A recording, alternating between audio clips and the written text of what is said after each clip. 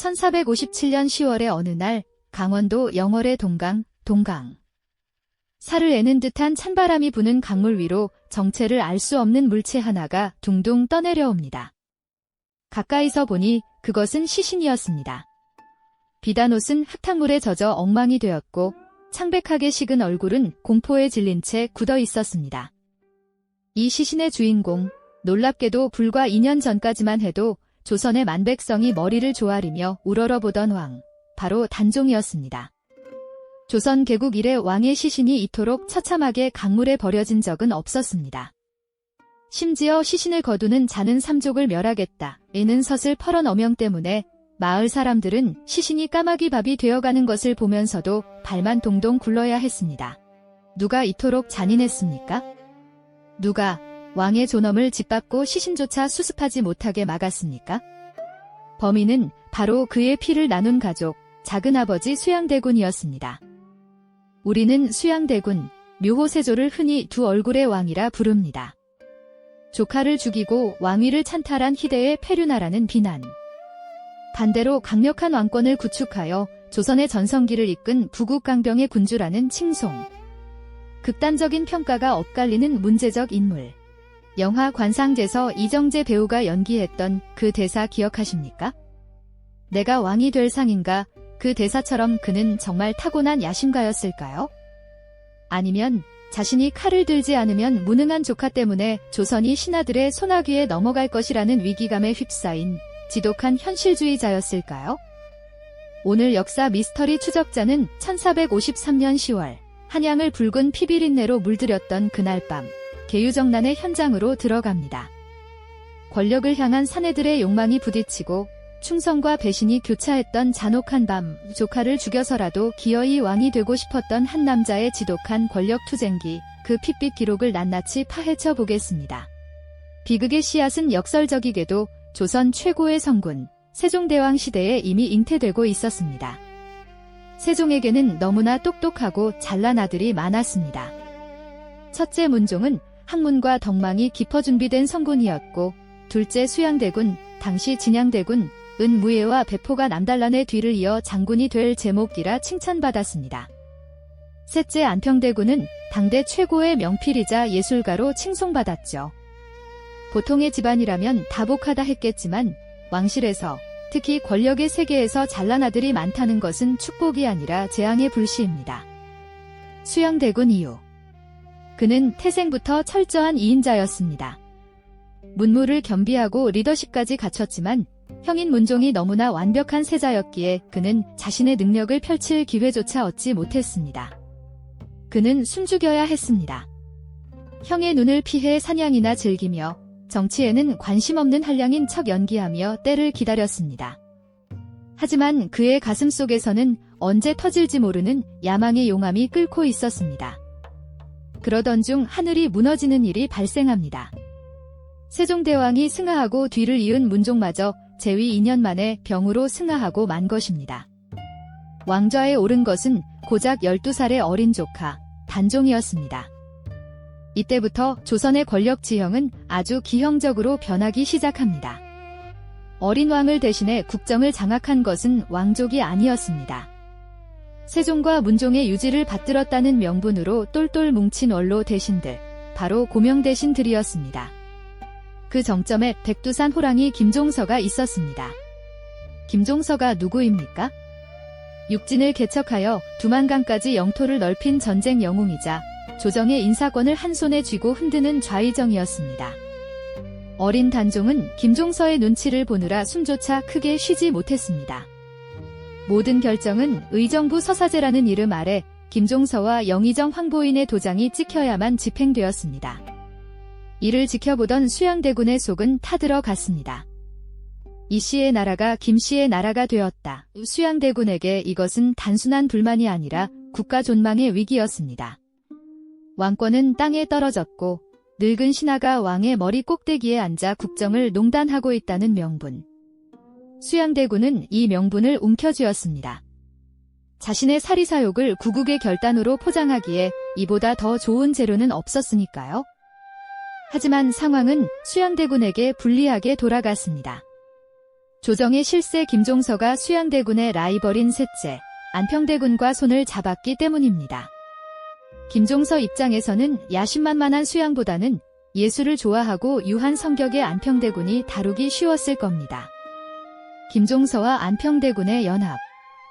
이것은 수양대군에게 가만히 있으면 죽는다는 사형선고나 다름없었습니다. 절체절명의 순간 수양대군에게 악마의 재능을 가진 책사가 나타납니다. 볼품없는 외모의 칠삭둥이로 태어나 평생을 무시당하며 살았지만 가슴속에 시퍼런 칼을 품고 있었던 남자. 바로 한명회였습니다. 권람의 소개로 수양대군을 만난 한명회는 단도직입적으로 말했습니다. 대감, 호랑이를 잡으려면 호랑이 굴로 들어가야 하지 않겠습니까? 지금 조정은 썩었습니다. 대감께서 칼을 뽑아 드셔야 합니다. 수양대군은 물었습니다. 하지만 김종서의 세력이 너무 크네. 내 주변에는 사람이 없어 한명회는 비릿한 미소를 지으며 대답했습니다. 사람은 제가 모으겠습니다. 세상에 불만 있는 무사들, 건달들, 야심가들을 모두 끌어모아 생사를 같이 할 결사대를 만들겠습니다. 그때부터 수양대군은 치밀하게 움직였습니다. 겉으로는 명나라 사신을 접대하고 불교 서적을 편찬하며 정치의 뜻이 없는 척 연막작전을 폈습니다. 김종서의 경계심을 풀기 위해 일부러 겸손하게 행동하고 좋은 술과 안주를 보내며 노인의 비위를 맞췄습니다. 하지만 물밑에서는 한명회가 작성한 살생부를 바탕으로 권람, 신숙주, 홍달손 같은 젊은 엘리트 무인들을 포섭하며 사병을 키웠습니다. 1453년 10월 한양의 공기가 심상치 않게 돌아갔습니다. 김종서 측에서 수양대군을 탄핵하려는 움직임이 포착된 것입니다. 더 이상 지체했다가는 역적으로 몰려 죽을 판이었습니다. 수양대군은 결단을 내립니다. 선수를 쳐야 한다. 내가 죽기 전에 먼저 죽인다. 운명의 날인 10월 10일 수양대군은 자신의 신복들을 모아놓고 비장하게 선언했습니다. 오늘 밤 우리는 김종서의 목을 베고 나라를 바로잡는다. 실패하면 우리 모두 죽는 것이다. 살고 싶으면 내 뒤를 따르라. 그는 갑옷을 챙겨 입고 활과 칼로 무장한 채 말에 올랐습니다. 대동한 인원은 하인 이머어룬과 양정, 그리고 믿을 수 있는 무사 몇 명뿐이었습니다. 대규모 병력을 동원하면 발각될 위험이 있었기에 소수정예로 김종서의 집을 기습하는 참수 작전을 택한 것입니다. 명분은 청탁할 일이 있어 조용히 뵙기를 청한다는 핑계였습니다. 조선 최고의 권력자 김종서의 집 대문 앞 수양대군은 심호흡을 했습니다.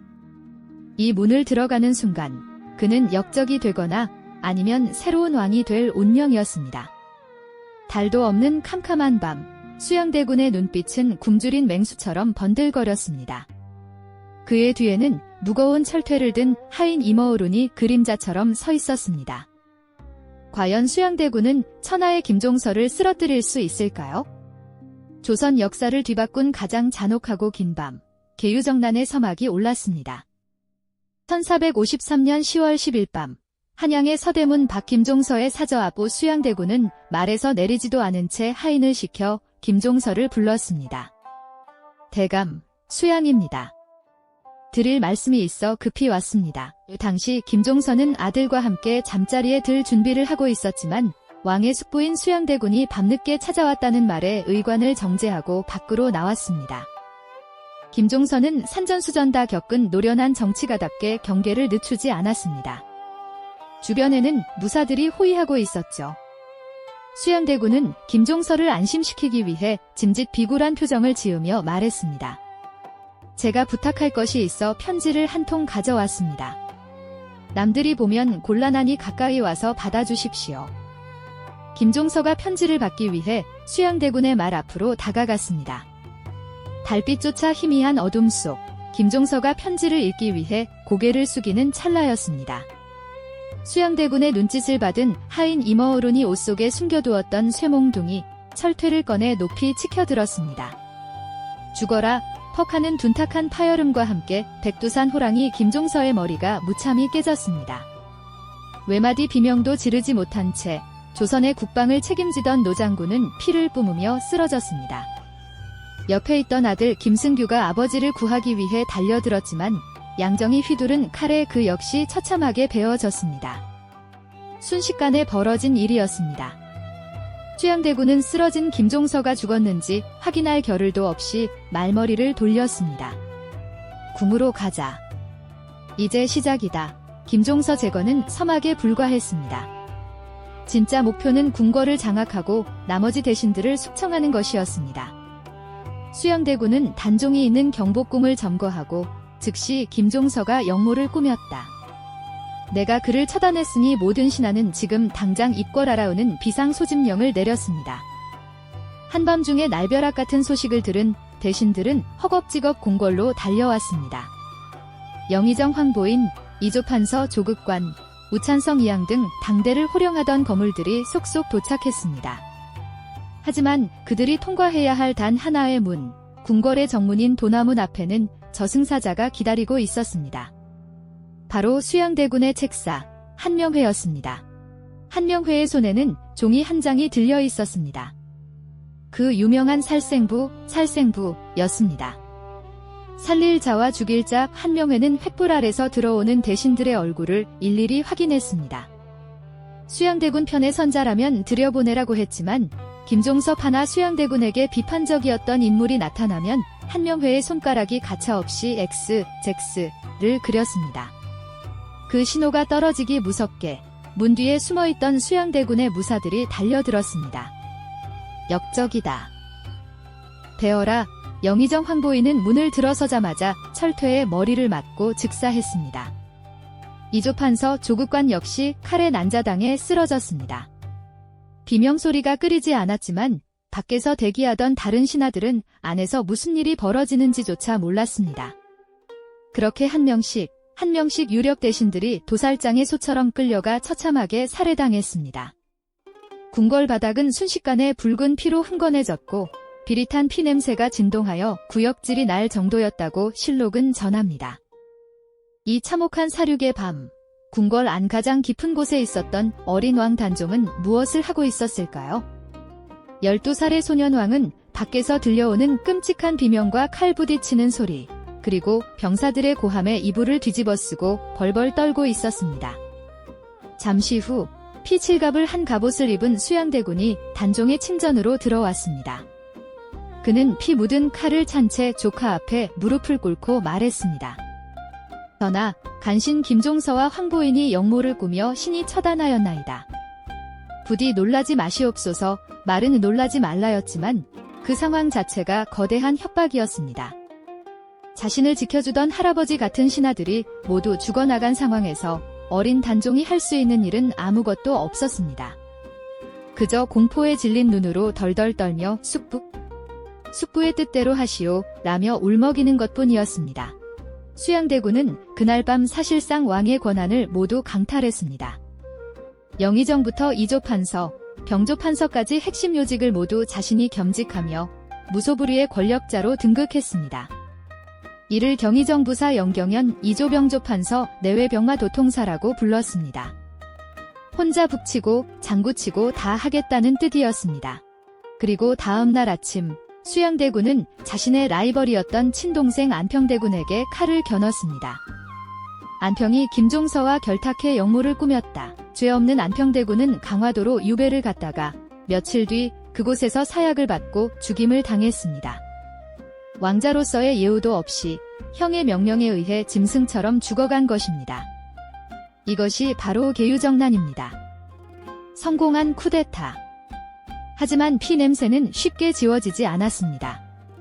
수양대군은 살아남은 김종서의 아들들과 측근들을 끝까지 추적하여 씨를 말렸습니다. 백성들은 수양대군의 서슬퍼런 칼날이 무서워 숨조차 크게 쉬지 못했습니다. 권력을 손에 쥔 수양대군은 거칠 것이 없었습니다. 이제 이 나라는 내 것이다. 하지만 그에게도 예상치 못한 반격이 기다리고 있었습니다. 무력으로 찍어 누르면 모두가 굴복할 줄 알았으나 조선의 선비 정신은 생각보다 훨씬 강하고 날카로웠습니다. 수양대군이 그토록 아꼈던 지편전의 젊은 천재들, 성삼문과 박팽년 같은 인재들이 조용히 칼을 갈고 있었습니다. 나으리라 부르지 마라. 나는 오직 단종 전하의 신하일 뿐이다. 목숨을 걸고 단종 복위를 꿈꿨던 사육신의 처절한 저항.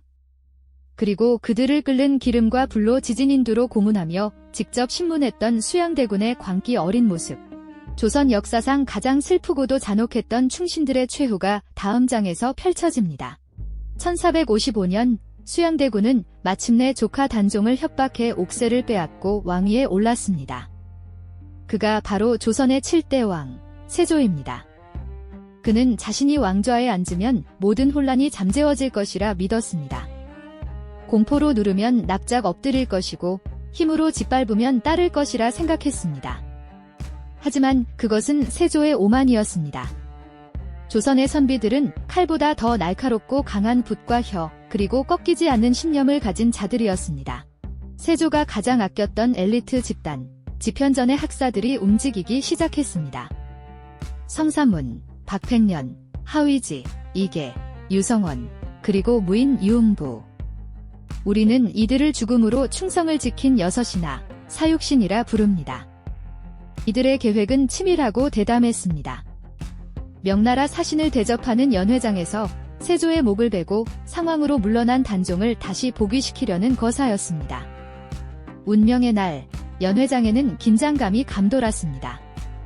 성산문이 아버지 성승과 무인 유흥부가 칼을 차고 세조의 뒤에 설 예정이었습니다. 하지만 하늘은 세조의 편이었을까요? 연회 장소가 좁다는 이유로 세조의 경호원인 운검들이 들어오지 못하게 되면서 계획이 틀어졌습니다. 기회를 다음으로 미루자 거사가 연기되자 공포를 이기지 못한 배신자가 나왔습니다. 바로 김질이었습니다. 김질이 세조에게 달려가 이 모든 계획을 고변하면서 사육신의 꿈은 칼을 뽑아보기도 전에 산산조각이 났습니다. 세조는 격분했습니다. 다른 누구도 아닌 자신이 가장 총애했던 집현전 학사들이 자신에게 칼을 겨눴다는 사실에 배신감으로 치를 떨었습니다. 그는 사육신을 즉시 잡아들여 직접 국문장, 신문장에 섰습니다. 왕이 직접 죄인을 신문하는 친국. 그 현장은 차마 눈뜨고 볼 수 없는 지옥도였습니다. 가장 먼저 끌려온 것은 성산문이었습니다. 세조는 달궈진 쇠인두를 가져오라 명했습니다. 치지직 살타는 소리와 함께 매캐한 연기가 피어올랐고 성산문이 다리살이 녹아내렸습니다. 하지만 성산문은 비명 대신 세조를 노려보며 호통을 쳤습니다. 나으리, 어찌하여 죄 없는 조카를 몰아내고 왕위를 훔쳤단 말이오. 세조는 눈이 뒤집혔습니다. 나으리, 내 놈이 나의 녹, 월급을 먹고 살면서 어찌 나를 왕이라 부르지 않고 나으리라 하느냐. 그러자 성산문은 태연하게 대답했습니다. 나는 상왕전하, 단종의 신하이지 나으리의 신하가 아니오.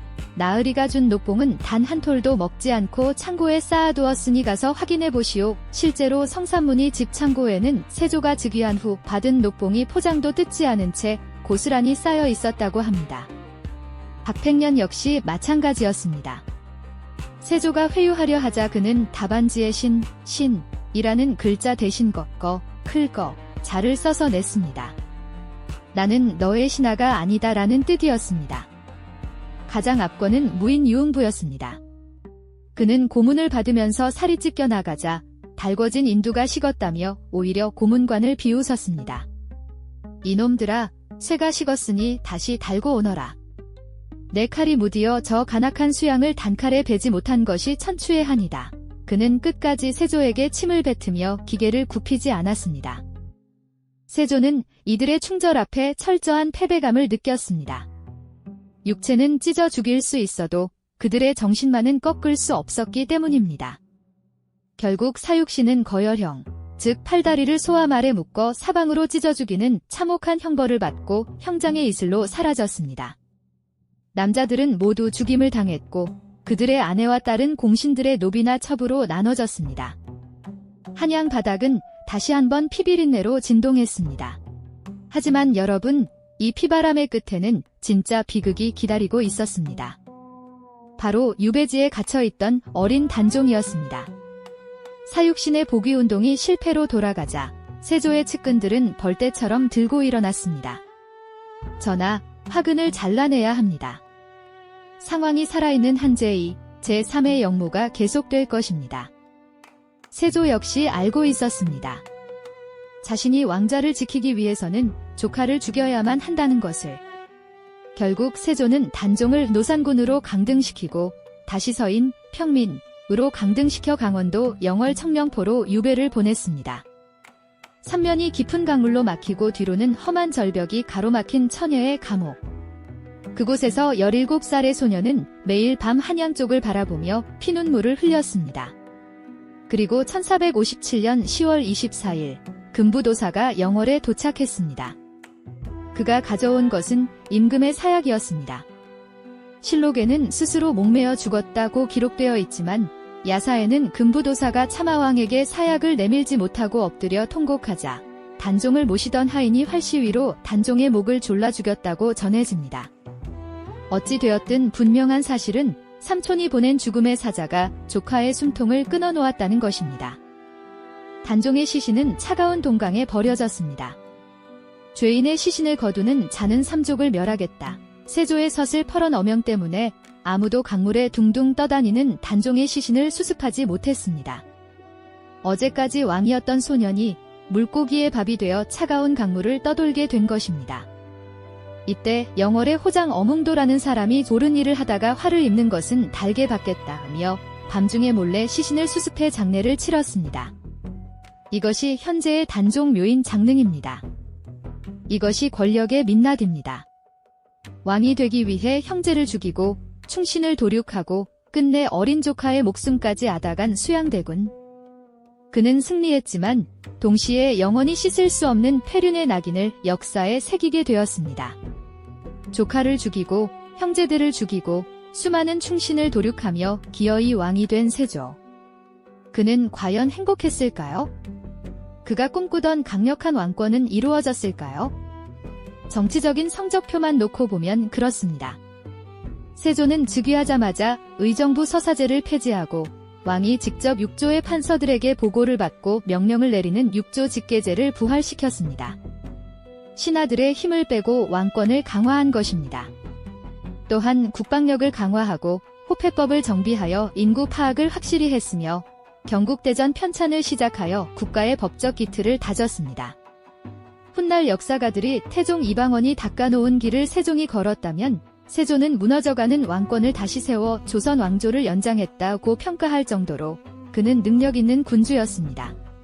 하지만 역사는 그리고 하늘은 그에게 마음의 평화까지는 허락하지 않았습니다. 피로 얻은 권력은 그를 잠시도 편안하게 두지 않았습니다. 말년의 세조는 지독한 악몽과 원인 모를 병마에 시달려야 했습니다. 실록에도 기록될 만큼 그의 몸은 끔찍한 피부병으로 썩어 들어갔습니다. 온몸에 종기가 나고 고름이 터져나와 밤마다 가려움과 고통에 비명을 질렀다고 합니다. 어이가 좋다는 약을 다 써보고 전국에 용하다는 명의를 다 불렀지만 백약이 무효였습니다. 야사는 이 병의 원인을 섬뜩하게 전합니다. 어느 날 밤 세조의 꿈에 형수이자 단종의 어머니인 현덕왕후가 나타났습니다. 그녀는 분노에 찬 얼굴로 세조를 노려보며 저주를 퍼부었습니다. 내 놈이 죄 없는 내 아들을 죽였으니 나도 내 자식을 데려가겠다. 이 더러운 놈아. 그러고는 세조의 얼굴에 퇴하고 침을 뱉고 사라졌는데 잠에서 깨어나 보니 침을 맞은 그 자리부터 종기가 생겨 온몸으로 퍼졌다는 것입니다. 이것이 단순한 전설일까요? 소름 끼치게도 현덕왕후의 저주는 현실이 되었습니다. 꿈을 꾼 지 얼마 지나지 않아 세조가 그토록 아끼고 사랑했던 장남 의경세자가 불과 20살의 나이에 요절하고 맙니다. 멀쩡하던 세자가 갑자기 시름시름 앓다가 죽자 세조는 충격으로 무너져 내렸습니다. 자신이 조카를 죽인 업보가 고스란히 자신의 아들에게로 향했다는 죄책감. 그것은 칼로 베이는 것보다 더 큰 고통이었을 겁니다. 내가 뿌린 피가 내 자식의 피가 되어 돌아왔구나. 공포에 질린 세조는 부처님께 매달렸습니다. 유교국가인 조선의 왕이 신하들의 빗발치는 반대를 무릅쓰고 궁궐 안에 법당을 짓고 승려들을 불러들였습니다. 살생을 많이 한 업보를 씻고 싶다며 전국의 절을 찾아다니고 불사에 막대한 돈을 쏟아부었습니다. 오대산 상원사 계곡에서 문수동자를 만나 등을 밀어주니 피부병이 나았다는 전설도 그의 간절한 참회와 구원에 대한 갈망이 만들어낸 이야기일 것입니다. 하지만 죽은 조카의 원호는 그리고 그가 죽인 수많은 신하의 핏물은 목탁 소리로도 씻겨 내려가지 않았습니다. 세조는 의심병 환자가 되었습니다. 술자리에서 신하가 조금만 실수해도 내 놈이 나를 무시하느냐며 칼을 뽑아 들었고 자신을 왕으로 만들어준 공신들조차 믿지 못해 끊임없이 감시했습니다. 아무도 믿을 수 없는 고독, 그것이 찬탈자가 감당해야 할 형벌이었습니다. 1468년 세조는 결국 재위 13년 만에 승하합니다. 죽기 직전 그는 아주 의외의 유언을 남깁니다. 나의 무덤을 돌로 꾸미지 말고 병풍석을 쓰지 말라. 백성들에게 부담을 주지 마라. 왕릉을 화려하게 꾸미는 것은 왕의 권위를 상징합니다. 하지만 평생을 권력욕의 화신으로 살았던 그가 죽음 앞에서는 한 줌의 흙으로 돌아가는 허무함을 느꼈던 것일까요? 아니면 저승에 가서 만날 형님 문종과 조카 단종을 볼 면목이 없어서 무덤 속에서라도 조용히 있고 싶었던 것일까요? 그의 무덤인 광릉은 조선 왕릉 중 최초로 병풍석이 없는 소박한 형태로 남았습니다. 수양대군, 그리고 세조. 그는 조선을 위기에서 구한 구국의 결단자였을까요? 아니면 권력에 눈이 멀어 혈육을 도륙한 패륜하였을까요? 역사는 그에게 치적과 오명이라는 두 개의 성적표를 동시에 안겨주었습니다. 하지만 분명한 것은 하나입니다. 그가 흘린 피의 대가는 혹독했습니다. 왕권은 강화되었지만 그를 도운 한명회 같은 공신 세력이 비대해져 훈구파가 되었고 이들이 훗날 조선 정치를 부패하게 만드는 원흉이 되었습니다. 또한 도덕성과 명분을 목숨보다 중시했던 조선 사회의 힘이 곧 정의라는 성공하면 쿠데타도 혁명이 된다는 나쁜 선례를 남겼습니다. 지금 우리 사회를 돌아봅니다. 목적이 정당하다면 수단은 잔혹해도 되는가? 조직을 살리기 위해서라면 리더는 손에 피를 묻히고 도덕을 버려도 되는가? 500년 전 수양대군이 우리에게 던진 이 묵직하고 불편한 질문은 치열한 생존 경쟁 속에서 조직을 이끌고 가정을 책임지는 오늘날의 4060 가장들에게도 여전히 유효한 화두일지 모릅니다. 지금까지 역사 미스터리 추적자였습니다. 여러분의 생각은 어떠십니까? 만약 여러분이 1453년 그날 밤 기로에 선 수양대군이었다면 어떤 선택을 하셨을까요? 한 번, 피를 묻혀서라도 내가 왕이 되어 나라를 바로잡는다. 현실적 리더십. 2번, 명분 없는 권력은 거부한다. 조카를 보필하며 2인자로 남는다. 도덕적 신념. 여러분의 솔직하고 거침없는 선택을 댓글로 남겨주십시오. 역사는 여러분의 판단으로 완성됩니다.